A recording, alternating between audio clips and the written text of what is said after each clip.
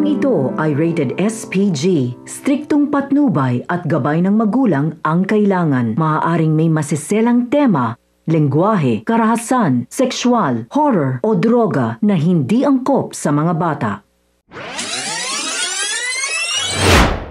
Isang mapagpalang araw mga kapamilya, welcome back. At narito ang mga dapat nating abangan sa FPJ's Batang Quiapo. Pero bago ang lahat, kung bago ka pa lamang dito sa akin channel, ay baka naman pwedeng makahingi ng isang like, share at subscribe.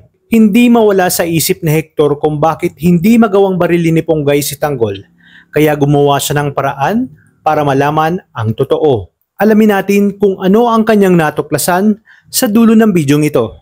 Labis ang pamamahiyang ginawa ni Hector kay Ponggay sa harap ng kapulisan. Ibinaling niya dito ang lahat ng galit sa kanyang rigor. Ngayon ay lumabas na ang kanyang tunay na ugali, kaya naging tama ang desisyon ni Ponggay na hindi ito sagutin. Ipinaramdam ni Hector kung gaano kahinang pulis itong si Ponggay, habang si Ponggay naman ay labis ang pagtangis dahil siya ngayon ay nababansagang pinakawalang kwentang pulis. Dinamaya naman siya ni Betchay na kanyang kaibigan. Nagtanong ito kung bakit nga ba hindi nito binaril si Tanggol, gayong nasa kanya na lahat ng pagkakataon upang gawin yon.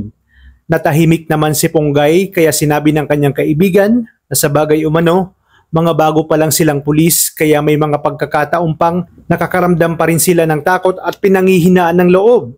Nakita ni Hector si Ponggay na umiiyak. Sa halip na pagaanin ang loob nito ay muli nitong sinabi na huwag idaan sa iyak ang katangahan nito. Dito tuluyan ang naging malinaw kay Ponggay na lumabas na ang tunay na ugali at kulay ni Hector. Kaya naman umalis na lang siya ng presinto at nagpahangin sa labas. Sa kanyang pag-iisa ay napaisip si Ponggay at tinanong niya ang kanyang sarili kung bakit nga ba hindi niya nagawang barilin itong si Tanggol. Biglang nag-iba ang kanyang mood at sinabi na kinakailangan niyang makabawi at patunayan sa kanyang mga kasamahan lalong-lalo na kay Hector na hindi siya mahinang pulis. Kaya naman mag-isa siyang pupunta sa hideout ni Tanggol na lingid sa kanyang alam na sinusundan pala siya ni Hector. Agad siyang pumasok at pinataas ng kamay si Tanggol. Nagulat siya dahil dehado siya. Tinutukan siya ni Tanggol at sinabi na ibabanan nito ang kanyang baril. Ngunit nagpatigas pa rin siya at sinabi na kung di sila susuko ay magkakamatayan sila doon. Mula sa malayo ay nakatago si Hector at dito ay kinagulat niya nang makita niya si Tanggol kasama ang kanyang papa at lolo pati na ang kanyang mga kaibigan. Tama umano ang kanyang kutob na traidor itong si Ponggay. Agad siyang tumawag ng kasamahan para palibutan ang hideout at naghingi siya ng backup kay Rigor. Habang si Ponggay naman ay tuluyan nang nakumbinsi ni Tanggol at nakita na nito ang sinseridad ni Tanggol sa sinasabi niya. At sinabi nga ni Ponggay na kaya daw pala hindi niya naiputok ang baril dahil may dahilan at may layunin siya. Simula daw ngayon ay makikipagtulungan na siya kay Tanggol sa laban nito.